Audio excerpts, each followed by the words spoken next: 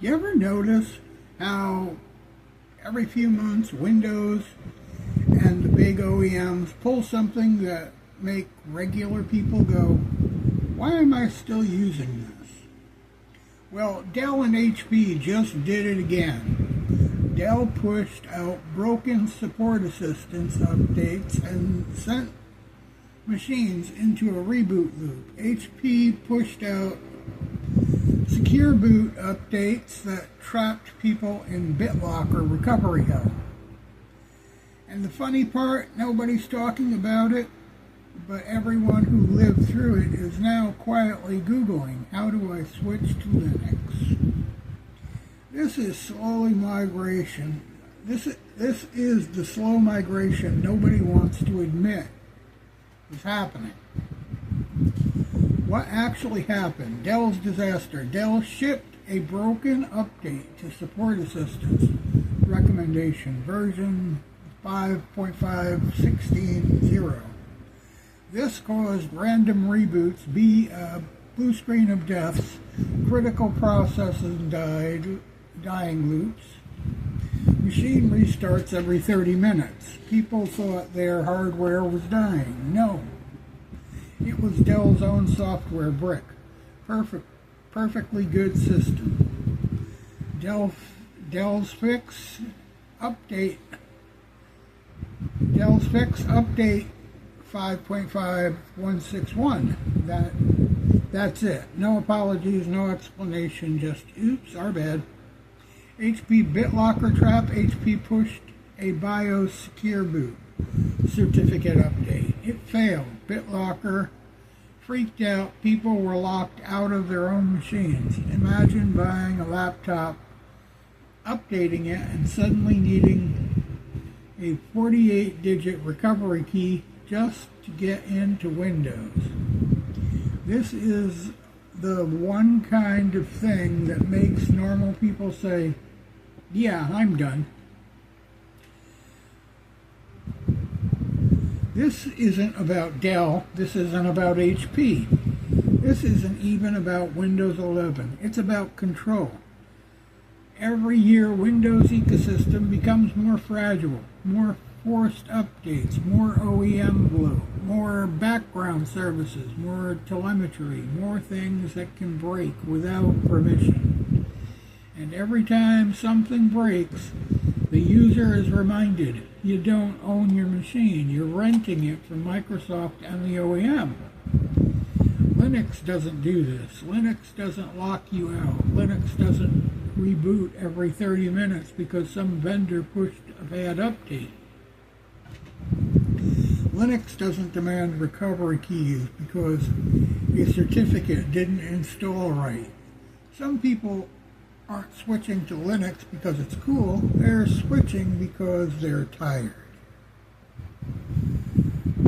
This Dell and HP mess is part of a bigger pattern. Windows 11 hardware requirements, TPM 2.0, mandatory Microsoft accounts, ads in the start menu, forced OneDrive integration, OEM shipping 20 plus background apps, bio updates tied to the cloud account, BitLocker auto-enabling without telling users.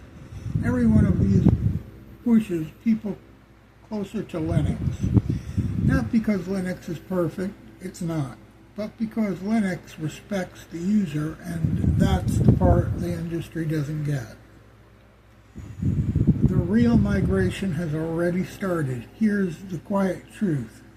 The Linux migration isn't loud. It's not a revolution, I should say. It's erosion. Every time Windows breaks something, one more gamer tries Nobara. One more office worker installs Mint. One more student tries Pop OS. One more old PC gets revived with Big Linux.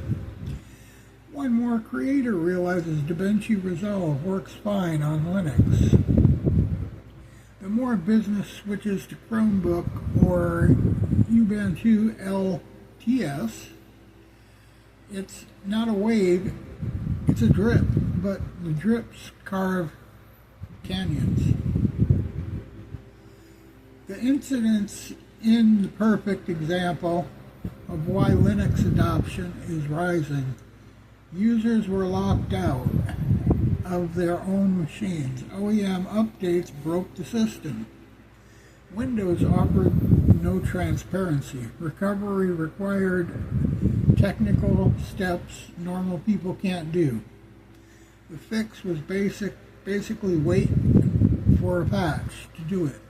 Meanwhile, Linux users were just using their computer. No drama, no loops, no BitLocker, no OEM Blue, no forced cloud account. Just using their computer. Computing. So yeah, maybe Dell fixed their update. Maybe HP patched their BIOS. Maybe Microsoft pretended like nothing happened. But the damage is done. Every time this happens, more people wake up. More people realize they don't actually control their own machine. More people start looking at Linux not as a hobby OS, but as an escape route. And that's why the story matters. Not because of the bug, not because of the fix, but because of what it represents. The slow, steady collapse of trust in the Windows ecosystem and the rise of the digital sovereignty. That's my ramble. I hope you liked it. Hope you'll like, follow, and subscribe. We'll see you again. Have a good morning.